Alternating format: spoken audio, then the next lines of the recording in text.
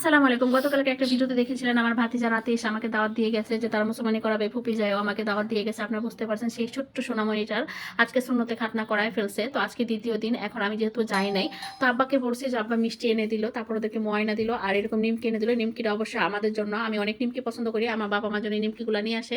তারপর এখন সেগুলো গুজগাজ করে এখন আব্বা এখানে অনেকগুলো মোয়া নিয়ে এসছে। হ্যাঁ, আমাদের অঞ্চলে কিন্তু মুসলমানি করলে তারপর বিয়ের আগের দিন হলে এটা সেটা অনেক রকমের খাবার দাবার দেয়, যেটা কিনা ছেলের বাড়িতে দেখা যায় এরকম অনেক ঝুড়ি করে দেয়, কেউ এরকম মোয়া করে দেয়, মিষ্টি করে দেয়, এটাকে নাস্তা বলে। তো আব্বা এখন তো আমার মা এরকম করে সবকিছু পারে না, যার জন্য আব্বা এরকম মোয়া আনছে। তো মোয়া অনেকগুলো করে আয়না দিছে, কারণ যেহেতু আমার ছোট ছোট বাচ্চা আছে, আমার মানে আব্বা বলতেছে আমার নাতিরাও খাবে, তার জন্য আব্বা এরকম মোয়া আয়না দিছে আর এরকম মিষ্টি এনে দিছে।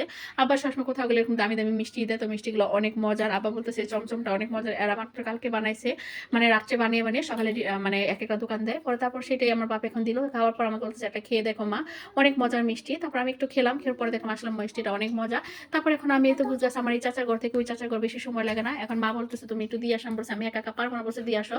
তারপরে তো আমি এখন চলে গেলাম আমার চাচার বাসা। এই ঘর থেকে ওই ঘর বেশি দূর না, খালি রাস্তার এ পাশে আমার চাচার ঘর ছিল আমাদের ঘরের সাথে। তারপর সে এবার রাস্তার এপারে এই বাড়িতে মানে এখানে একটা বাড়ি করছে, তো এটাও কিন্তু তার বাড়ি, এটা পুরাটা তাদের বাড়ি। তো এই বাড়িতে এখন আমার যেতে হচ্ছে, একা একা যাচ্ছি আমরা, মানে খুব আমি বলতে আমার ছেলেদেরকে বলছে আমার ছেলেরা কেউ যাবে না, যার জন্য এখন আমাকেই যেতে হবে। এই হলো তার এই বাড়িটা, পুরানো নতুন বাড়ি। তারপর এখন গেলাম আর দেখেন বাড়িতে, গ্রামের বাড়ি কিরকম নীরব থাকে, আসলে কেউই নাই। আমরা মনে করি শহরের বাড়ি করি, কিন্তু জায়গা নাকা থাকে, অনেক মানুষ থাকে। তারপরে এই তো উঠে গেলাম, ওঠার পরে আমাদের অবস্থা এরকম হলো। তো গিয়ে দেখি ছেলেটা এরকম শুয়ে আছে। তো তার নিজের মুখে শুনেন সে কত সুন্দর করে পটু পটু করে কথা বলে, তাকে আমি অনেক রকমের প্রশ্ন করবো। এখন সে তার মামার সাথে কথা বলছে, আর আমার সাথে কি বলে সেটা শুনেন, ওর কথা শুনলে আপনাদের মায়া লেগে যাবে।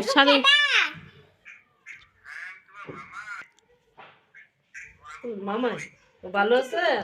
জি বইলা নাও কথা বলো, ভালো আছেন?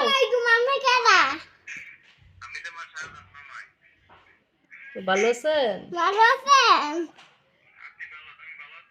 হ্যাঁ। দাও আমার কাছে দাও। আম্মু জাগে কথা কও। পুপি হ্যালো শোনো, পুপি কথা তুমি শোনো। এখন শোনো, আসো সাদে যাই। আচ্ছা তুমি কে বাবা? আমার তুমি শুনবানি। তোমার মুসলমানি করাইছে? আরে আমার বাবা মুসলমানি করাইছে। আচ্ছা শোনো শোনো, ফুপি রে বলো, তুমি না আমাকে দাওয়াত দিয়ে আসছো।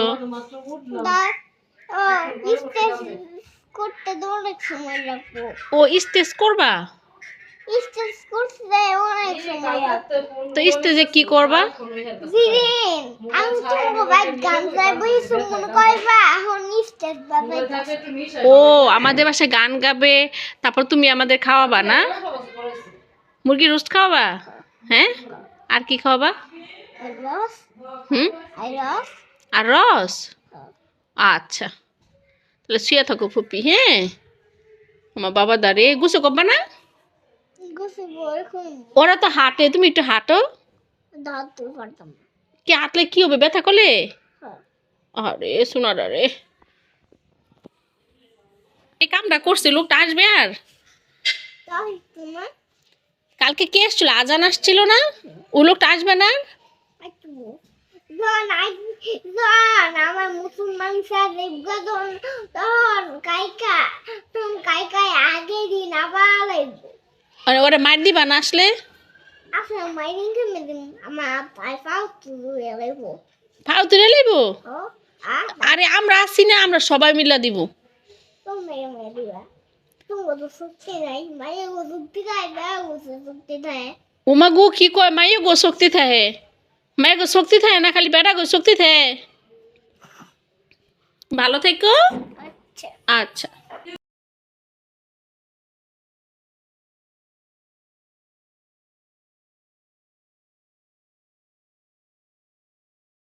দেখছেন কত মায়া ভরা তার মুখ। তারপরে তো ওকে কাছ থেকে কথা বলে চলে গেলাম। আর এখানে এই বারান্দা তাকালে আমাদের এই বাড়িগুলো দেখা যায়, এটা আমাদের ভাড়া বাড়ির নিচের অংশগুলো। তারপর দেখি আরেকটা ছোট্ট সোনা ছাদে উঠতেছে। আমি বলতেছি অত একা একা ছাদে উঠতেছে, পড়ে যাবে, মানে বাচ্চারা কত টেরে। এখন আমার চাচিকে বলতেছে, আমার চাচি নাকি উপরে, আমাকে সে দেখাচ্ছে, মানে এটা হলো আমার ছোট চাচার ঘরে নাতি আর কি। তারপরে এই তো আমি ছাদে গেলাম, গিয়ে দেখি আমার চাচি এখানে রান্না করে। দেখেন আমাদের গ্রাম অঞ্চলে গ্যাস থাকে না, গ্যাস না থাকার ফলে সে রান্না করতেছে এই সব উঠানে। তো আমি উঠান না সরি ছাদে। তো ছাদটা দেখে আমার কাছে খুবই ভালো লাগছে যে আশেপাশে যেরকম নারিকেল গাছ থাকে এরকম ফেলে দিচ্ছে, তার আরেকটা না। তো এরকম 2টা টাঙ্কি দিচ্ছে আমার চাচি, একটা ভাড়াটিয়াদের জন্য একটা নিজেদের জন্য। আর সে এখানে রান্না করতেছে, দেখেন কি একটা অবস্থা। আর গ্রামের পরিবেশটা এখন অন্যরকম হয়ে গেছে। আগে যেমন প্রচুর পরিমাণ গাছগাছালি ছিল, এখন গাছগাছালি গুলো নাই, সব কমে একদম শুনশান হয়ে গেছে, একদম মানে পয় পরিষ্কার হয়ে গেছে। তো এদিকে আশেপাশে আমি ক্যামেরাটা ধরতেছি যে আমার এই চাচার বাড়ি, আমার অমুক কাকার বাড়ি, তমুক কাকার বাড়ি। আর ওই তো ওইখানে কাকি বলতেছে যে ওকে একটু করে লাকড়িগুলো ফেলে দিতে, যেন রান্না বান্না করবে। তারপরে তো আমার চাচি রান্না করতেছে, চাচির বোন। তো বেশিক্ষণ আসলে তাদের দিকে ক্যামেরাটা ধরলাম না। তো আমি তাদের সাথে অনেকক্ষণই গল্প করছি, গল্প করে আমি চলে আসলাম। আশা করে দেখি আব্বা এরকম টক বড়ি নিয়ে আসছে আমার জন্য, তার জন্য সেই টক বড়িটা আমার বাবা খুব পছন্দ করে। সিজনাল কোনো জিনিস হলে আমাদের জন্য সবসময় নিয়ে আসে। আর যেহেতু এখন আমি যেতে পারি না, তার জন্য আরো তাড়াতাড়ি যদি বের হয়, সেটা যত দামি হোক না কেন আমার বাবা আমাকে করে খাওয়া। তারপরে তো দেখলাম বড়িটা একটু কেমন জানি টক ঝাল, মানে টক না, মানে কষ্টি কষ্টি একটা টক, তেমন একটা ভালো লাগলো না। তারপর মা আবার সেটা দিয়ে টক ডাল রান্না করতেছে, মানে টক তরকারি। এটা আমার খুব ফেভারিট একটা খাবার। আপনার কে কে খান টক তরকারি অবশ্যই জানাবেন। আর আজকের মতো এখানেই, এটা হলো আমার বাবা বাড়ি আমার দ্বিতীয় ভিডিও। সবাই দোয়া করবেন। তারপর পিসিটাকে দেখে আসলাম, তার জন্য দোয়া করবেন। তার এত কটু কটু কথা, তার কথা শুনে খুবই মায়া লাগছে, সেদিকে অনেক কষ্ট। আর খালি বলতে আল্লাহ আমাকে মাফ করে দাও, এরকম মানে তার কথা শুনে অনেক ভালো